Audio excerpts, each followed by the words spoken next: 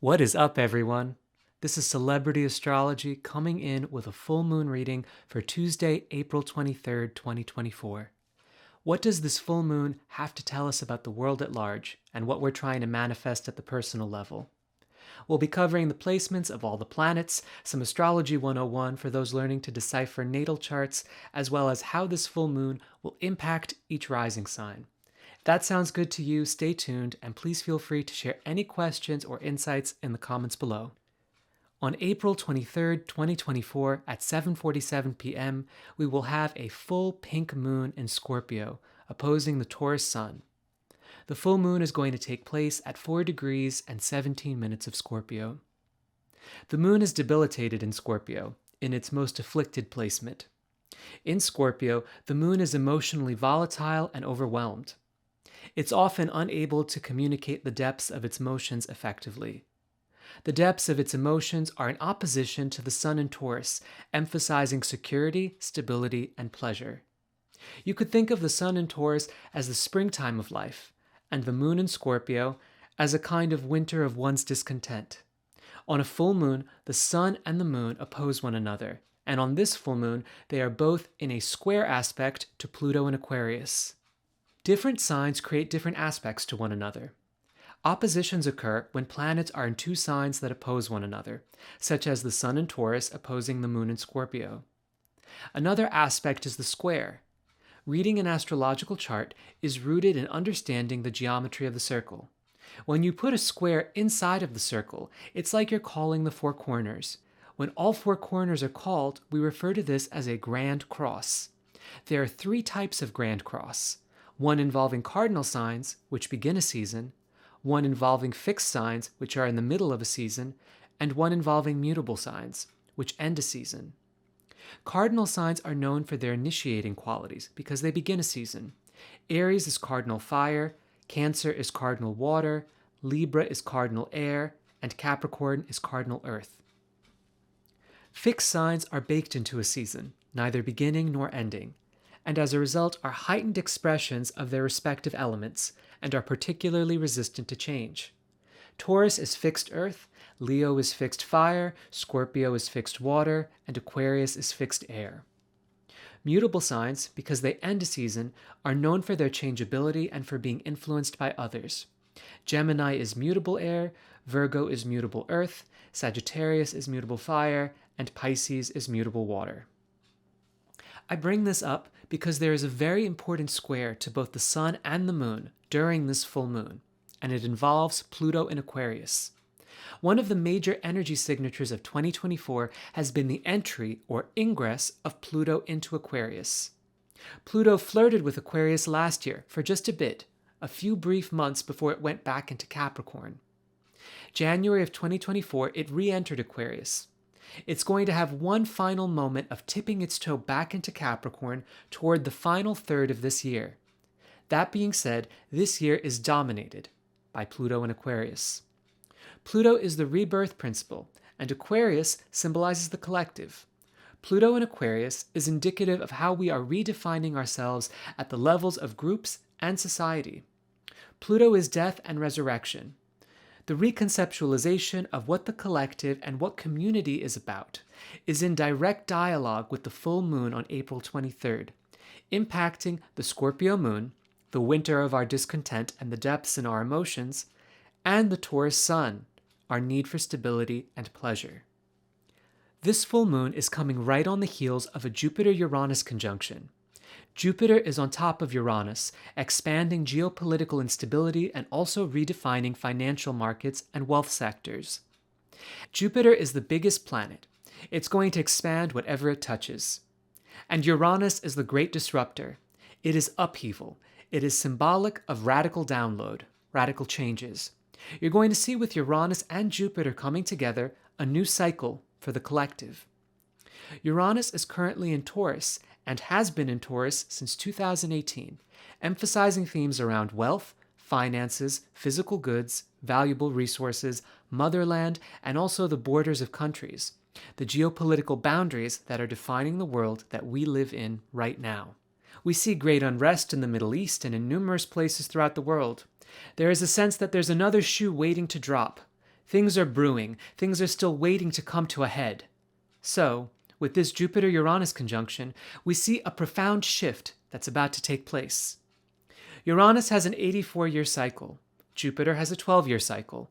These two planets come together roughly every 14 years. The last time they synchronized was in 2010, around the time of WikiLeaks and the Occupy Wall Street movement.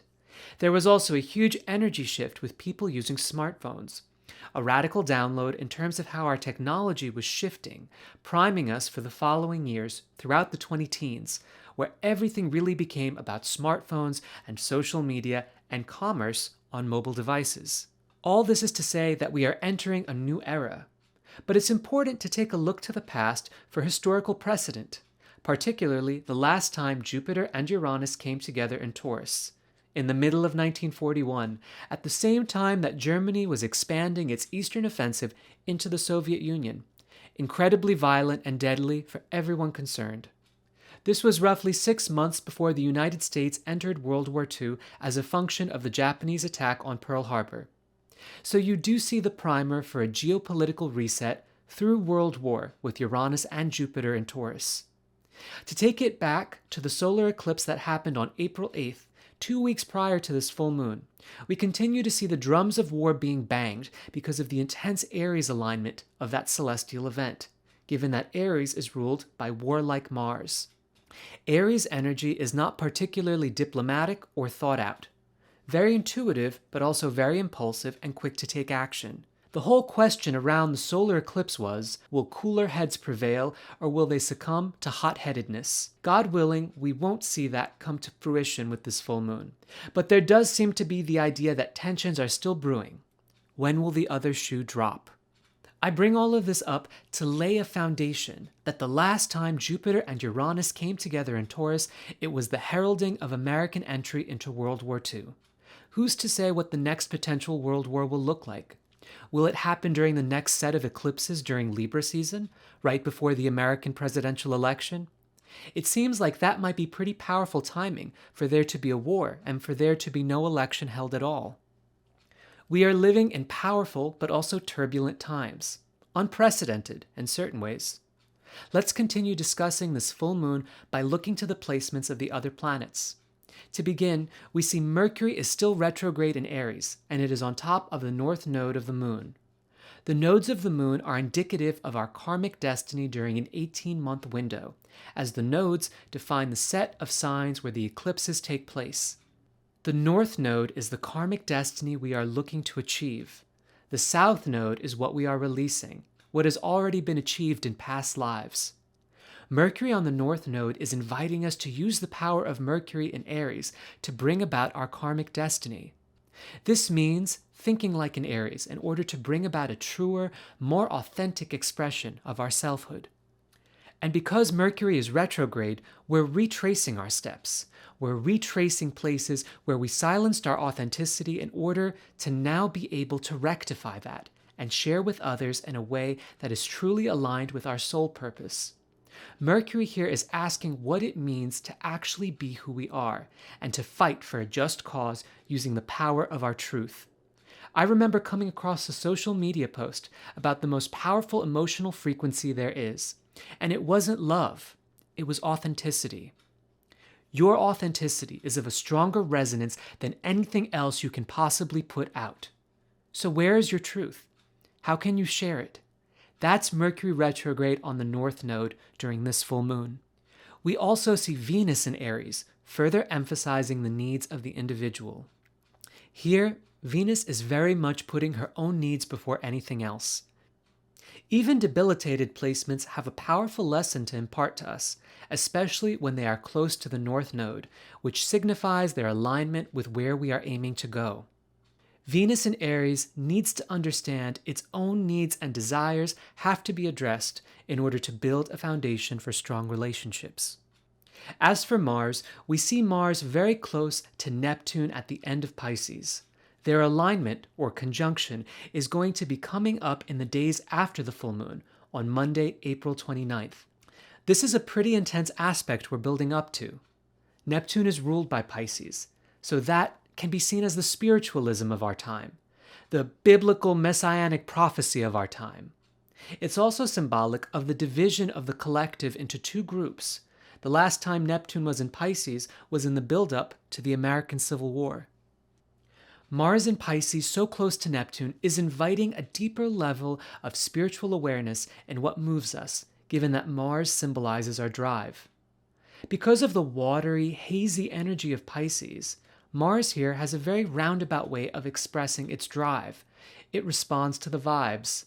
There is certainly a psychic drive element with Mars on top of Neptune, but there is also the possibility, especially on the world stage, for the more delusional elements of Pisces to be clouding the hot-headedness of the Aries planets. A stellium is a grouping of many planets in a sign, and with our current Aries stellium, there's been so much rapid-fire energy, and especially with the approaching Mars-Neptune conjunction, we are being asked if we can take our psychic drive and channel it toward authenticity and not toward destructive, impulsive action. The shadow of Aries is acting too fast, burning out too fast, not being guided by intuition, but rather succumbing to impulse and ego, rather than working from a place of superego, a place of higher awareness. As for Saturn, it is also in Pisces. We saw a Mars-Saturn conjunction on April 10th. Saturn is contracting energy. It's karmic lessons. Mars is drive. Again, we see the theme of spiritual lessons at play. Hopefully we can learn them in a way without inflicting pain on others or on ourselves. The stellium of Mars, Saturn, and Neptune together in Pisces is very heady and overwhelming.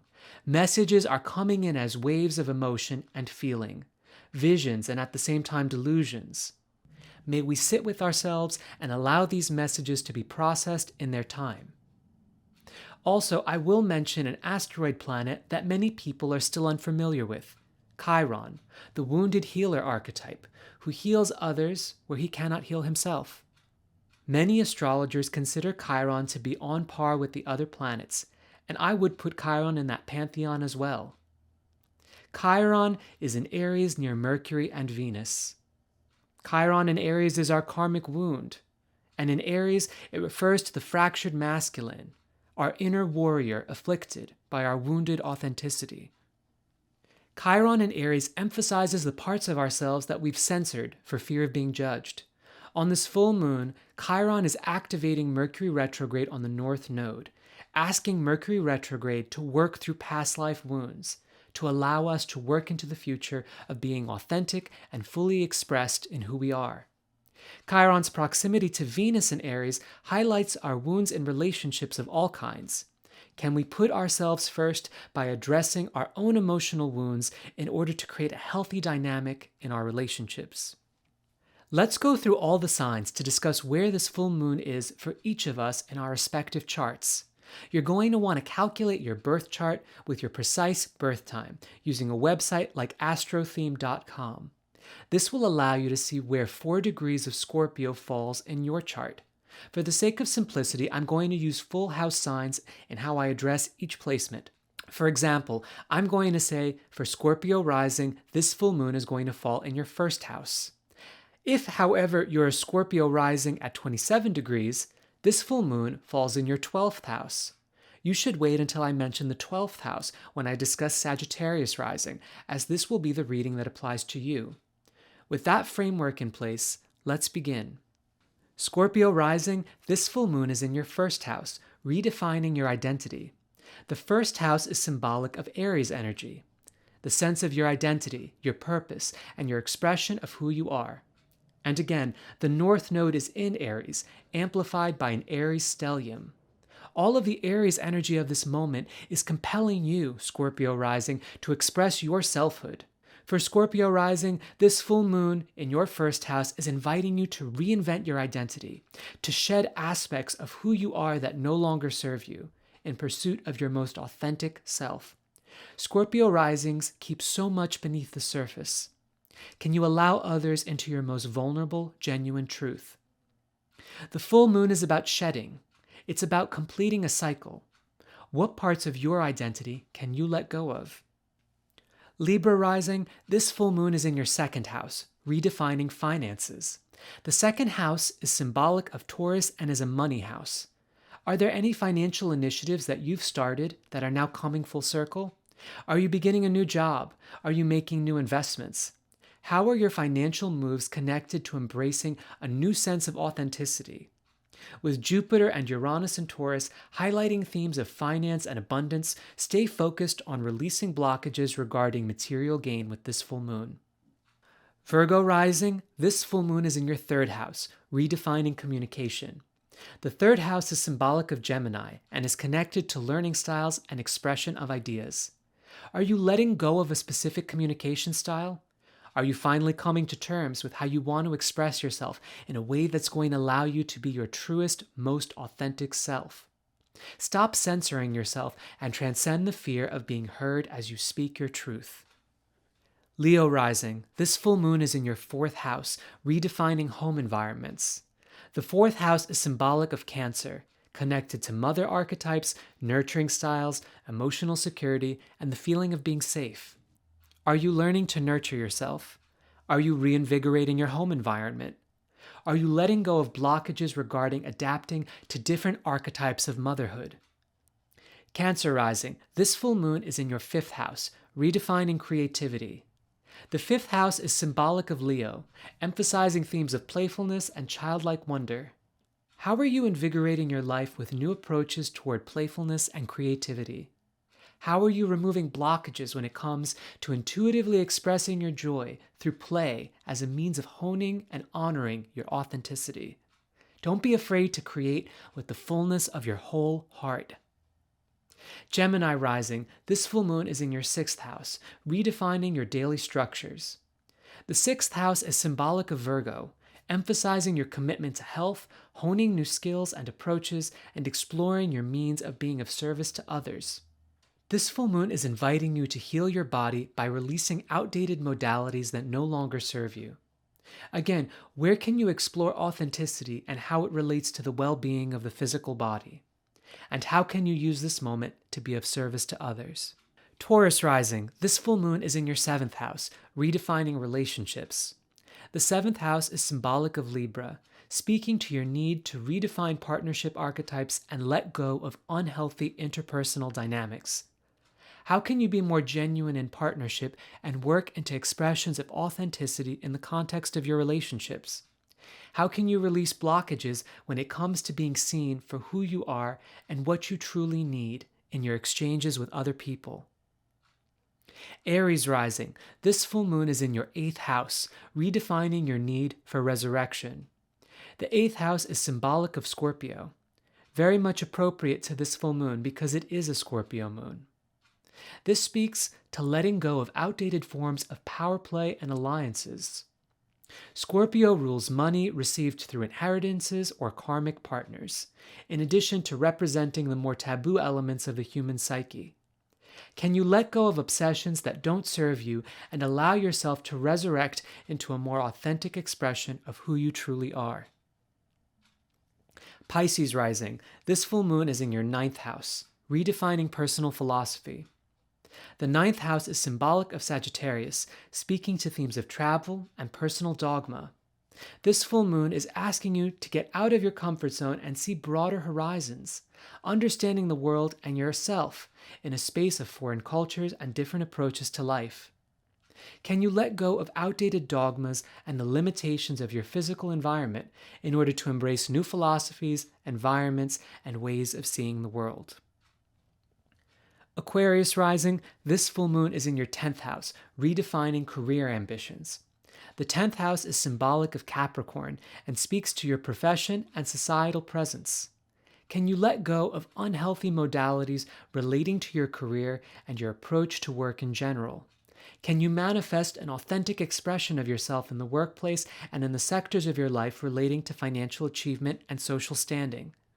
The only way forward in your career is to be yourself, especially now that Pluto is in Aquarius. Capricorn rising, this full moon is in your 11th house, redefining communities. The 11th house is symbolic of Aquarius, speaking to the different groups and collectives you belong to. This full moon is calling you to let go of aspects of community that no longer serve you, in particular, people that might be clouding your judgment. How can you harness an authentic expression of your identity in order to find like-minded community? How can authenticity empower your dynamic with the collective and amplify your soul growth? Sagittarius rising, this full moon is in your 12th house, redefining spirituality. The 12th house is symbolic of Pisces, speaking to themes of energetic melding. With a Pisces stellium of Saturn, Mars, and Neptune on this full moon, further amplifying 12th house energy, can you find an authentic expression that helps you let go of psychic wounds? Pisces is all about the martyr archetype and spiritual healing, feeling others' bliss as well as their pain. Can you let go of that? Can you move through your psychic wounds into a more profound expression of your authenticity? Can you move forward by letting go of the wound in your spiritual understanding of yourself and of others? That's all for this episode, guys. I really hope that this was able to give you a degree of clarity on how to integrate what is likely going to be a very volatile time on the world stage, transmuting this time into a profound period of growth and self-actualization, working through karmic wounds in order to assist your soul growth and in being able to share that growth with others. Remember, above all else, that authenticity is the key to unlocking the door to your future, especially during this full moon. Please believe in yourself. The sky's the limit. If you found this video helpful, please subscribe and stay tuned for more episodes of Celebrity Astrology, and also consider hitting the bell to be notified of future posts. I'm going to keep uploading celebrity readings, readings of historical events and conspiracy theories, as well as full moon and new moon forecasts and other noteworthy astrological events taking place. Again, I love you guys so much. God bless. Happy full moon.